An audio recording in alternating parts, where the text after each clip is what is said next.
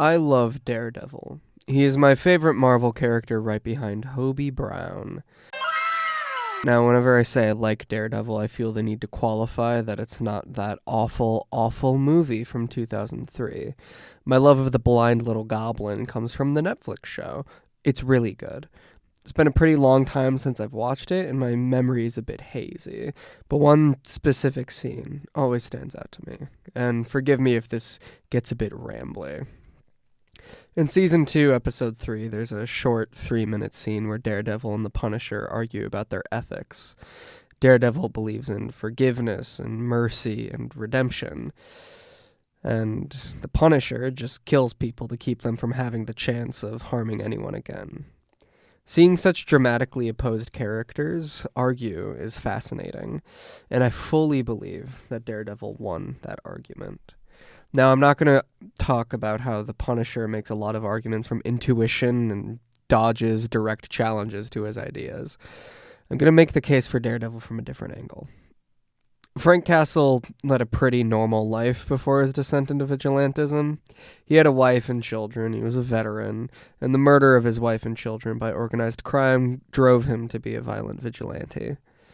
Matt Murdock, on the other hand, grew up in a poor single-parent household, lost his eyesight at around 11 years old, and soon after his father was killed by the mob.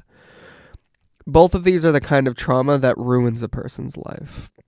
And for Frank, it did. He's so full of hatred and pain that he's hollowed himself out until there's nothing left but the Punisher. He's incapable of forming meaningful connections with other people anymore. He doesn't have any friends or family. All he is the Punisher.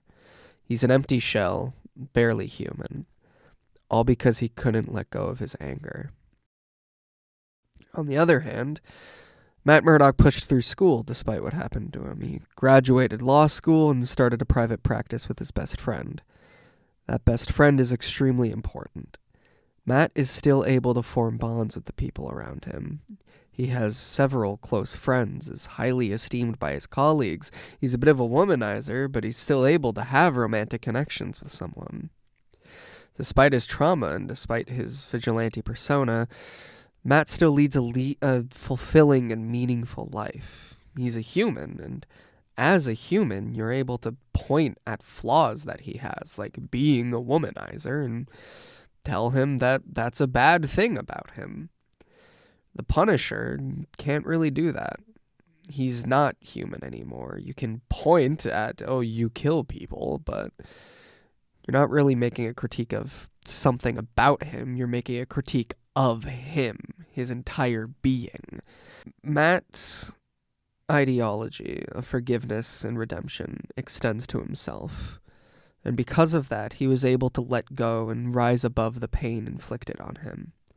Meanwhile, Frank's ideology of hatred and anger has destroyed whatever hope for a meaningful existence he could have had. Matt isn't just Daredevil, unlike Frank. Frank is and has nothing. Matt has a real life outside his persona. And it's for that reason that I think Daredevil won the argument on the rooftop.